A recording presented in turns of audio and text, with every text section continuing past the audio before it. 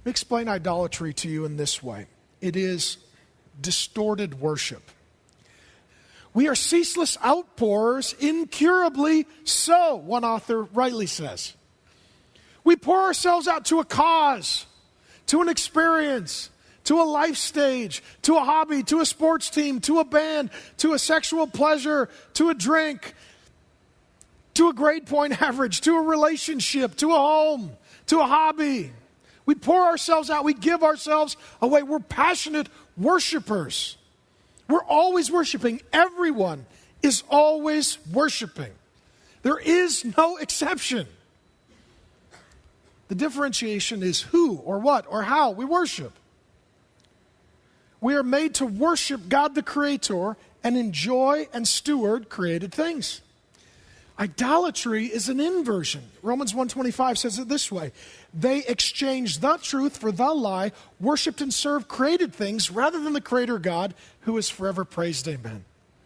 Idolatry is by definition taking things that are good, like food or friends or sex or family or job or hobby, and making them ultimate things, deifying them.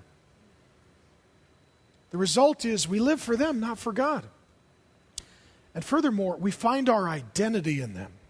The root of idolatry is finding your identity. Who are you? What is your significance? Where is your joy? Where is your hope? What can you not live without? What gets you out of bed in the morning? What makes your life meaningful and significant and purposeful? What gives you dignity, value, and worth? If it's anyone or anything other than Jesus, you're committing idolatry. And idolatry is most often good things that are deified. And they're turned into godlike status. For some of you, it's a relationship.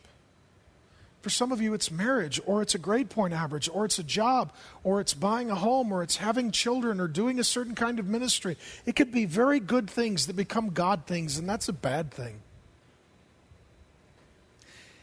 Here's what happens to those who commit idolatry.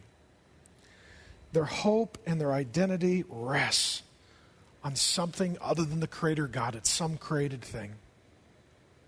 This can be your beauty, your intellect, your income, your hobby, your relationship, your expertise, your success, your likability. One of four things happens. If at any point your idol is threatened, you become paralyzed. Become paralyzed. If your idol is your job and you hear there's going to be a round of layoffs, you are paralyzed. If your idol is your grade point average and you think there's a project that you've not done well on, you are paralyzed. If it's a relationship and you think you're going to get dumped, you're paralyzed. If it's children and you find out you're infertile, potentially you're paralyzed. If your idol is taken away by someone else, they fired you, they took away your ministry, they walked away from your dating relationship, they chose no longer to be your friend, you're locked in bitterness for the rest of your life. And bitterness is an ugly thing. If you fail and you cause yourself to lose your idol, you're locked in self-contempt and self-hatred for the rest of your life, a loser, a failure. Have no purpose or value. You've ruined everything. Some of you feel that, tragically. And sometimes the worst thing is to get your idol, because now the pressure is on to keep it. If your idol is a grade point average and you get that grade point average, the pressure is on to keep it. If your idol is a relationship and you get it, the pressure is on to keep it.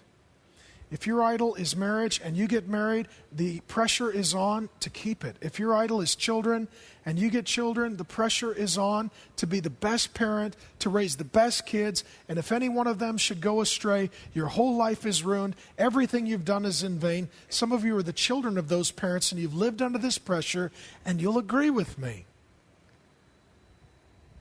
that the weight of expectation crushes that which we turn into an idol. It crushes it. People and things are not God, and they can't bear that weight. That's why sometimes the people who are the most successful are the most miserable. And it confuses us. They're rich, they're beautiful, they have beauty, they have fame, they have wealth, they live in a great home, they're married, they have kids, they have financial security. They're on antidepressants. They're alcoholics. They're suicidal. And some kill themselves. And those of us who are pursuing their idols stand back in total bewilderment. Why are they not happy? If I had that, I would be. No, you wouldn't be. Because you would have the pressure of maintaining your idol, always being beautiful, always being successful, always being influential, always being famous, always being a winner. And that's a lot of pressure. Idolatry is evil. It's also damaging. Damaging. Here's my question. Where do you lack restraint? Particularly when you're suffering.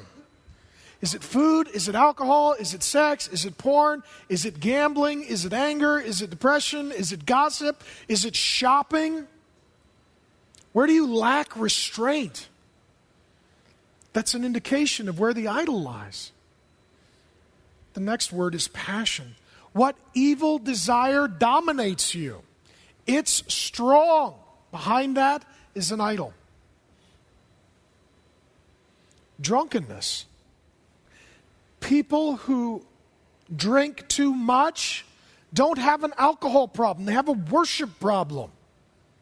Okay, you need to know this. You don't have a food problem. You don't have an alcohol problem. You don't have a spending problem. You don't have a gambling problem. You have a worship problem that manifests itself in drugs and alcohol and food and sex and gambling and shopping. All of that is bad fruit, but the ultimate issue is the root, and the root is idolatry. That's why the first two 10 commandments are, there's one God, worship Him.